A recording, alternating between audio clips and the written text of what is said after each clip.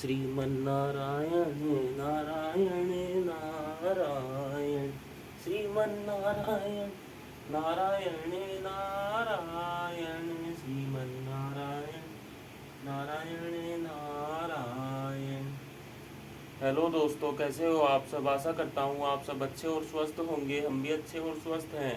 सभी दोस्तों को नारायण नारायण नारायण। आज मैं आपको महाशिव पुराण का अगला अध्याय सुनाऊंगा।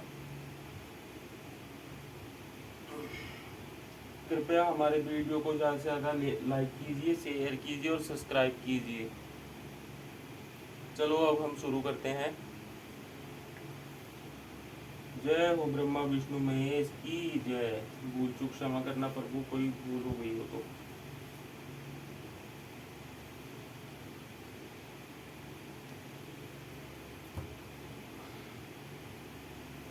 ओम नमः शिवाय, ओम नमः शिवाय, ओम नमः शिवाय।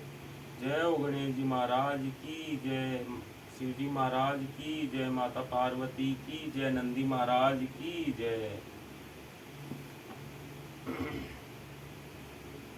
आज का हमारा अध्याय 14 है महाशिव पुराण का।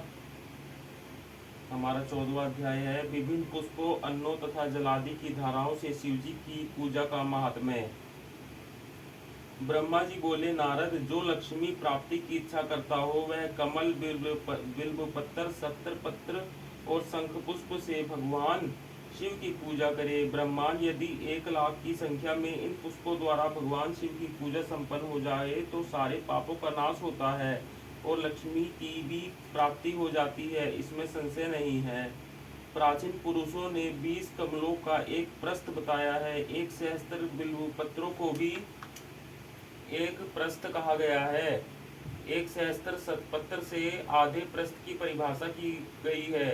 16 पलों का एक प्रस्थ होता है और 10 टंकों का एक पल। इस मान से पत्र पुष्प आदि को तोलना चाहिए। जब पूर्वोक्त संख्या वाले पुष्पों से शिव की पूजा हो जाती है तब सकाम पुरुष अपने संपूर्ण अभिष्ट को प्राप्त कर लेता है। यदि उपासक के मन में कोई कामना न हो तो वह पूर्वोक्त पूजन से शिव स्वरूप हो जाता है। मृत्युंजय मंत्र का जब 5 लाख जब पूरा हो जाता है तब भगवान शिव प्रत्यक्ष दर्शन देते हैं। 1 लाख के जब से शरीर की शुद्धि होती है, दूसरे लाख के जब से पूर्व जन्म की बातों का स्मरण होता है, तीसरे लाख पूर्ण होने पर संपूर्ण काम्य वस्तुएं प्राप्त होती है। चौथे लाख का जप होने पर स्वप्न में भगवान शिव का दर्शन होता है और 5वें लाख का जप ज्यों ही पूरा होता है भगवान शिव उपासक के सम्मुख तत्काल प्रकट हो जाते हैं। इसी मंत्र का 10 लाख जप हो जाए तो संपूर्ण फल की सिद्धि होती है। जो मोक्ष की अभिलाषा रखता है वह 1 लाख दर्भों द्वारा शिव का पूजन करे। मुनि श्रेष्ठ, सर्वत्र लाख की ही संख्या समझनी चाहिए। आयु की इच्छा वाला पुरुष 1 लाख दुर्वाओं द्वारा पूजन करे। जिसे पुत्र की अभिलाषा हो वह धतूरे के 1 लाख फूलों से पूजा करे। लाल डंठल वाला धतूरा पूजन में शुभदायक माना गया है। अगस्त्य के 1 लाख फूलों से पूजा करने वाले पुरुष को महान यश की प्राप्ति होती है। यदि तुलसी दल से शिव की पूजा करें तो उपासक को भोग और मोक्ष दोनों सुलभ होते हैं। लाल और सफेद आंख, अपामार्ग और श्वेत कमल के 1 लाख फूलों द्वारा पूजन करने से भी उसी फल, भोग और मोक्ष की प्राप्ति होती है।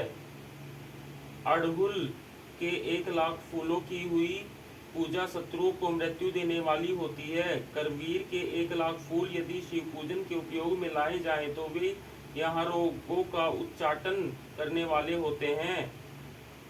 बंदूक, दोपहरिया के फूलों द्वारा पूजन करने से आभूषण की प्राप्ति होती है। चमेली से शिव की पूजा करके मनुष्य वाहनों को उपलब्ध करता है, इसमें संशय नहीं है।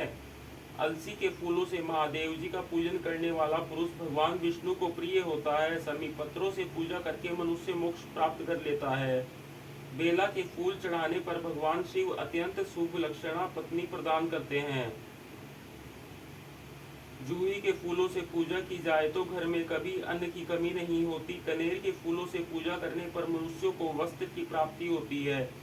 सेदुआरी या शेफालिका के फूलों से शिव का पूजन किया जाए तो मन निर्मल होता है। 1 लाख बिल्व पत्र चढ़ाने पर मनुष्य अपनी सारी काम में वस्तुएं प्राप्त कर लेता है।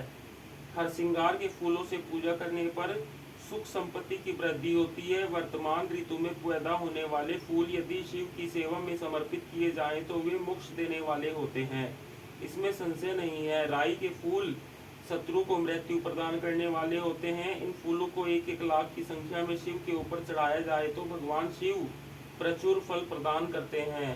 चंपा और केवड़े को छोड़कर शेष सभी फूल भगवान शिव को चढ़ाए जा सकते हैं। विप्रवर महादेव जी के ऊपर चावल चढ़ाने से मनुष्यों की लक्ष्मी बढ़ती है। ये चावल अखंडित होने चाहिए और इन्हें उत्तम भक्तिभाव से शिव के ऊपर चढ़ाना चाहिए। रुद्र प्रधान मंत्र से पूजा करके भगवान शिव के ऊपर बहुत सुंदर वस्त्र चढ़ाएं और उसी पर चावल रखकर समर्पित करें तो उत्तम है। भगवान शिव के ऊपर गंध पुष्प आदि के साथ एक श्रीफल चढ़ाकर धूप आदि निवेदन करें तो पूजा का पूरा फल प्राप्त होता है। वहाँ शिव के समीप 12 ब्राह्मणों को भोजन कराएं। इससे मंत्र पूर्वक सांगोपांग लक्ष्य पूजा संपन्न होती है। जहाँ 100 मंत्र जपने की विधि हो वहाँ 108 मंत्र जपने का विधान किया गया है।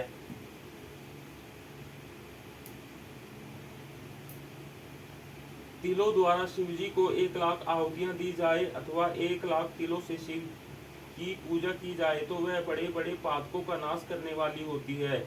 जो द्वारा की हुई शिव की पूजा स्वर्गीय सुख की वृद्धि करने वाली है, ऐसा ऋषियों का कथन है। गेहूं के बने हुए पकवान से की हुई शंकर जी की पूजा निश्चय ही बहुत उत्तम मानी गई है।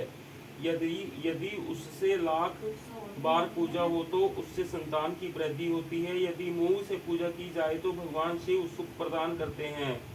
कंगनी द्वारा सर्वाध्यक्ष परमात्मा शिव का पूजन करने मात्र से उपासक के धर्म अर्थ और काम भोग की वृद्धि होती है तथा वह पूजा समस्त सुखों को देने वाली होती है। अरहर के पत्तों से श्रृंगार करके भगवान शिव की पूजा करें। यह पूजा नाना प्रकार के सुखों और संपूर्ण फलों को देने वाली है। मुनि श्रेष्ठ, अब फूलों की लक्ष्य संख्या का तोल बताया जा रहा है, प्रसन्नता पूर्वक सुनो। सूक्ष्म मान का प्रदर्शन करने वाले व्यास जी ने एक प्रस्थ शंख पुष्प को 1 लाख बताया है। 11 प्रस्थ चमेली के फूल हो तो वही 1 लाख फूलों का मान कहा गया है। जूही के 1 लाख फूलों का भी वही मान है। राई के 1 लाख फूलों का मान 5.5 प्रस्थ है। उपासक को चाहिए कि वह निष्काम होकर मोक्ष के लिए भगवान शिव की पूजा करे। भक्तिभाव से विधि पूर्वक शिव की पूजा करके भक्तों को पीछे जलधारा समर्पित करनी चाहिए। ज्वर में जो मनुष्य प्रलाप करने लगता है उसकी शांति के लिए जलधारा शुभकारक बताई गई है।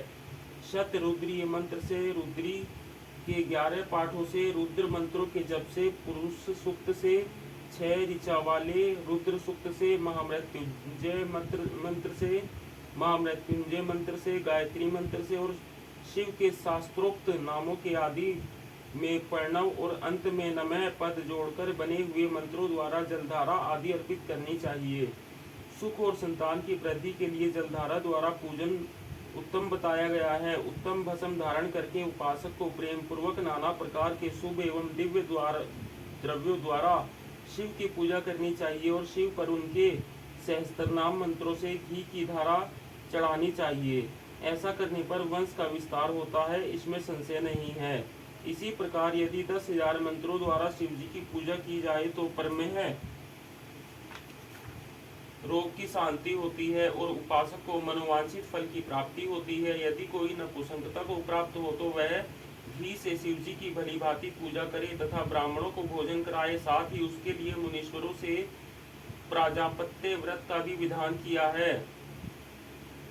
यदि बुद्धि जड़ हो जाए तो उस अवस्था में पूजक को केवल शर्करा मिश्रित दुग्ध की धारा चढ़ानी चाहिए। ऐसा करने पर उसे बृहस्पति के समान उत्तम बुद्धि प्राप्त हो जाती है। जब तक 10,000 मंत्रों का जप पूरा न हो जाए तब तक पूर्वोक्त दुग्ध धारा द्वारा भगवान शिव का उत्कृष्ट पूजन चालू रखना चाहिए। जब तन मन में अकारण ही उच्चाटन होने लगे, जी उचट जाए, कहीं भी प्रेम न रहे, दुख बढ़ जाए और अपने घर में सदा कलह रहने लगे, तब पूर्वोक्त रूप से दूध की धारा चढ़ाने से सारा दुख नष्ट हो जाता है।